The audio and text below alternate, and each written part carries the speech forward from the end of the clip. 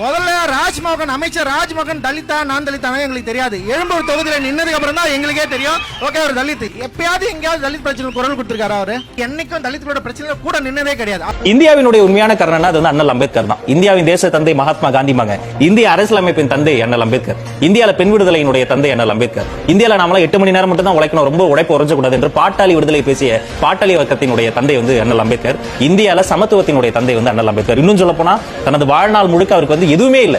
இன்னைக்கு லேப்டாப் இல்லன்னு ஒரு பையன் படிக்க மாட்டேன்றான், வீட்டுல வந்து ஏசி இல்லன்னு படிக்க மாட்டேன்றான். அம்பேத்கர் படிக்கும்போது அவருக்கு மரியாதையே இல்லை. ஆனால் அப்படி கிடைத்த எல்லா வாய்ப்பையும் படித்து வாழ்க்கையில எப்படியா மேல வரணும் போராடி, அதுவும் இந்த ஒடுக்கப்பட்ட சமூகத்திலிருந்து வந்து மேல வந்தவர் அண்ணல் அம்பேத்கர்.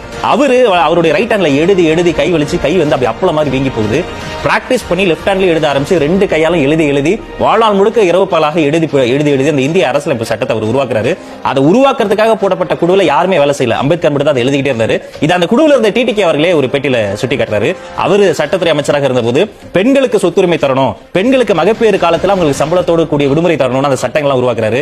பெண்களுக்கு சொத்துரிமை இல்லை என்று சொன்ன நாடாளுமன்றத்தில் நான் வரவே மாட்டேன், அமைச்சர் பதவியை பெண்களுக்காக தூக்கி போட்டு வெளில வந்தவர்.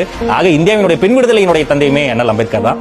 அவரை வந்து பலவாட்டில் அவருக்கு ஒரு சிலை அமைக்கணும்னு சொல்லிட்டு அந்த சிலை அமைப்பு குழுவில் என்னுடைய அப்பால கூட நல்லா சின்ன குழந்தை இருந்து வேலை செஞ்சாங்க. என் வருத்தம் என்னன்னா, இந்தியாவில் அதிகமான சிலைகள் அம்பேத்கர் சிலைகள், இந்தியாவில் அதிகமாக அவமானப்படுத்தப்பட்ட சிலையும் அம்பேத்கரினுடைய சிலை தான். சிலையை வச்சிருவாங்க, ஆனா சுத்தி ஒரு பறவை குண்டு மாதிரி அடைச்சு வச்சிருப்பாங்க. அந்த அவமானங்களுக்கு அஞ்சி அப்படி சிலைகள் பாதுகாக்கப்பட்டு